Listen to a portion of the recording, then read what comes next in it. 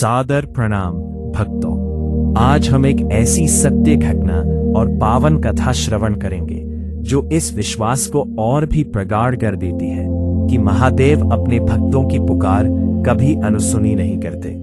ये कहानी है उस अटूट विश्वास की जिसने नियति के लिखे को भी बदल दिया, और उस समर्पण की जिसने साक्षात शिव पार्वती को पृथ्वी पर आने के लिए विवश कर दिया।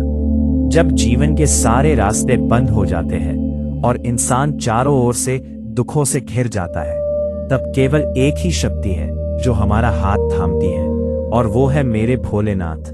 आइए श्रद्धा के साथ डूबते हैं शिव भक्ति की इस अद्भुत महिमा में, जहां हम जानेंगे कि कैसे रेखा और हेमंत के जीवन में महादेव ने स्वयं कन्यादान कर उनकी लाज बचाई, और कैसे सावित्री और रामू की वर्षों पुरानी सोनी गोद को शिव आशीर्वाद से पुत्र रत्न की प्राप्ति हुई। रामपुर नामक एक अत्यंत सुंदर और शांत गांव में रेखा नाम की एक महिला अपने पति हेमंत और अपनी प्यारी सी पुत्री के साथ निवास करती थी।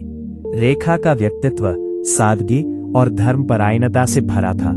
उसकी रग रग में भगवान शिव के प्रति अटूट श्रद्धा रची बसी थी। वह न केवल प्रत्येक सोमवार को पूरी निष्ठा से व्रत रखती थी, बल्कि प्रतिदिन नियम से शिवालय जाकर महादेव का जलाभिषेक और पूजन करना उसके जीवन का अभिन्न हिस्सा बन चुका था। उसका पति हेमंत एक स्टील फैक्ट्री में कठिन परिश्रम करता था, जिससे उनके छोटे से परिवार की गाड़ी सुखपूर्वक चल रही थी। रेखा का हृदय इतना उदार था कि वह अपनी सीमित आय में से भी गरीबों की सहायता करना और दान पुण्य करना अपना परम सौभाग्य समझती थी। भगवान शिव की असीम अनुकंपा से उनके घर में किसी चीज की कोई कमी नहीं थी, परंतु एक दिन अचानक दुर्भाग्य ने उनके द्वार पर दस्तक दी। रेखा को सूचना मिली कि फैक्ट्री में काम के दौरान एक भयानक दुर्घटना में हेमंत के दोनों हाथ मशीन की चपेट में आकर पूरी तरह नष्ट हो गए हैं। अस्पताल पहुंचने पर डॉक्टरों ने बताया कि हेमंत की जान बचाने के लिए उनके दोनों हाथों को काटना अनिवार्य था। यह वज्रपात रेखा के जीवन को अंधकार में धकेलने वाला था, लेकिन उस विषम परिस्थिति में भी उसने अपना धैर्य नहीं खोया। होश आने पर हेमंत अपनी अपंगता को देख अत्यंत ग्लानि और दुख से भर गया। वह स्वयं को अपने ही परिवार पर बोझ समझने लगा था, किंतु रेखा ने अपनी ममता और साहस से उसे संबल प्रदान किया। हेमंत की नौकरी छूट जाने के कारण घर की आर्थिक स्थिति अत्यंत दयनीय हो गई। फिर भी रेखा ने महादेव की आराधना का नियम कभी नहीं तोड़ा। उसने अपने घर में ही सिलाई बुनाई का कार्य आरंभ किया, ताकि वह अपनी पुत्री को पाल पोसकर बड़ा कर सके और पति की चिकित्सा का भार उठा सके। समय निरंतर अपनी गति से चलता रहा और उनकी पुत्री विवाह योग्य हो गई। गांव के मंदिर के पंडित जी ने एक अत्यंत प्रतिष्ठित और संपन्न परिवार से उनकी बेटी के लिए विवाह का प्रस्ताव लाया।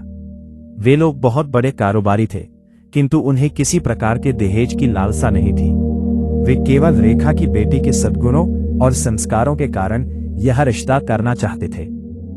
विवाह की तिथि निश्चित हो गई, परंतु रेखा और हेमंत के मन में यह चिंता गहरी होती जा रही थी कि वे इतने बड़े परिवार की बारात का स्वागत सत्कार और विवाह की व्यवस्था कैसे करेंगे।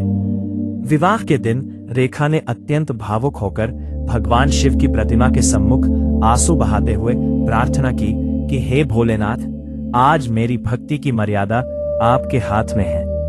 मेरे पास स्वागत के लिए कुछ नहीं है, आप स्वयं आकर मेरी लाज बचाएं। प्रार्थना के पश्चात जब रेखा बाहर आई तो उसके आश्चर्य का ठिकाना न रहा। उसने देखा कि जो आंगन कुछ क्षण पहले सूना था, वह दिव्य सजावट, बहुमूल्य वस्त्रों और पकवानों से भर गया था। हुआ है, स्वयं रेखा भी सुंदर वेशभूषा और आभूषणों से सुसज्जित थी।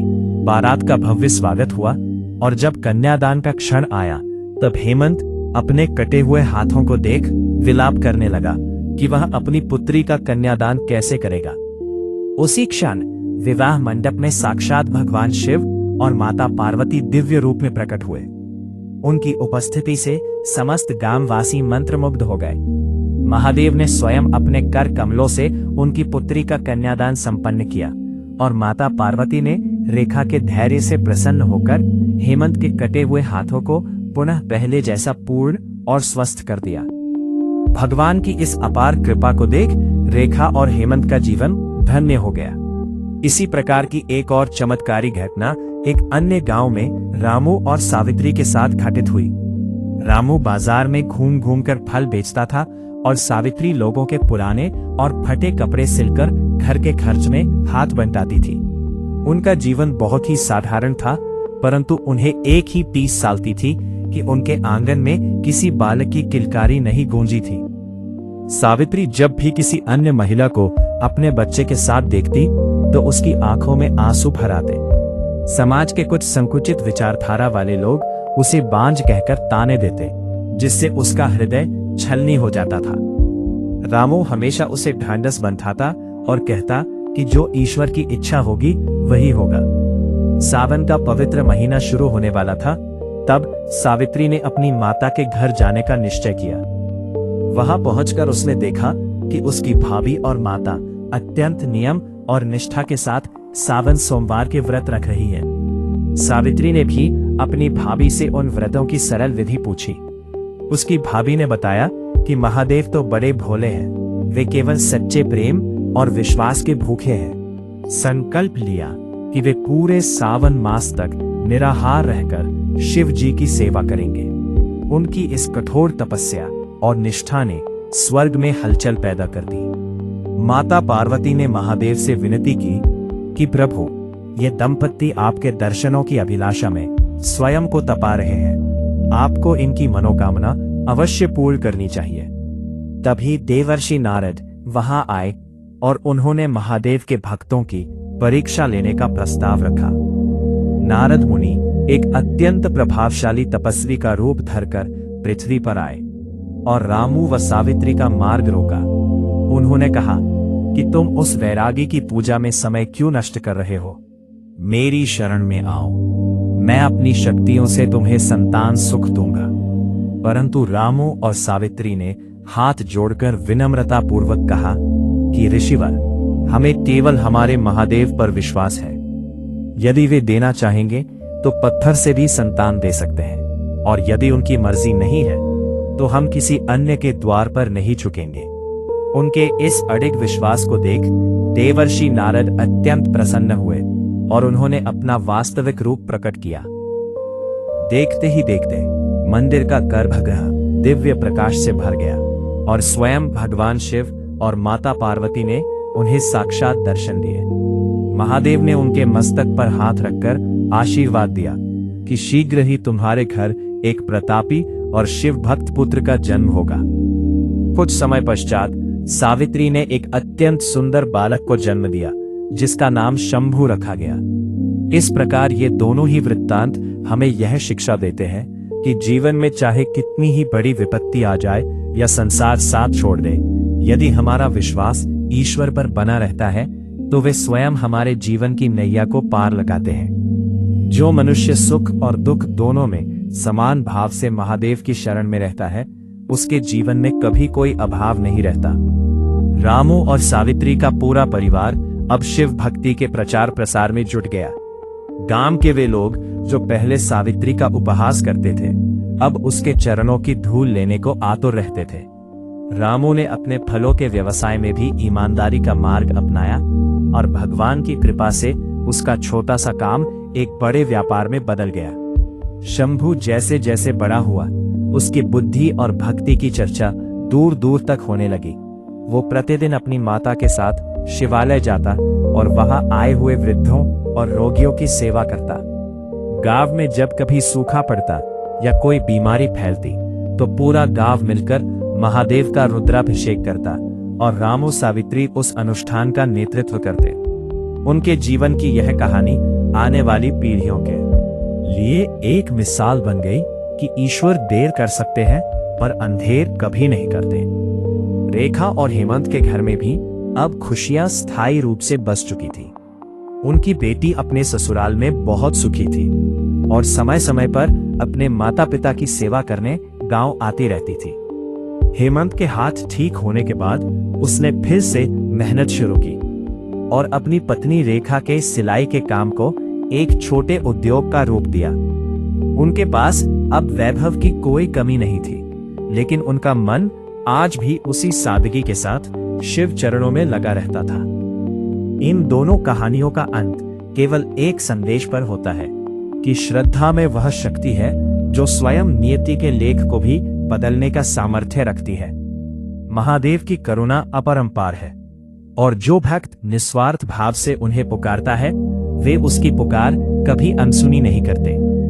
रामू ने अपनी सफलता के बाद गांव में एक धर्मशाला बनवाई जहां राहगीरों और साधु संतों के लिए भोजन और विश्राम की निःशुल्क व्यवस्था की गई।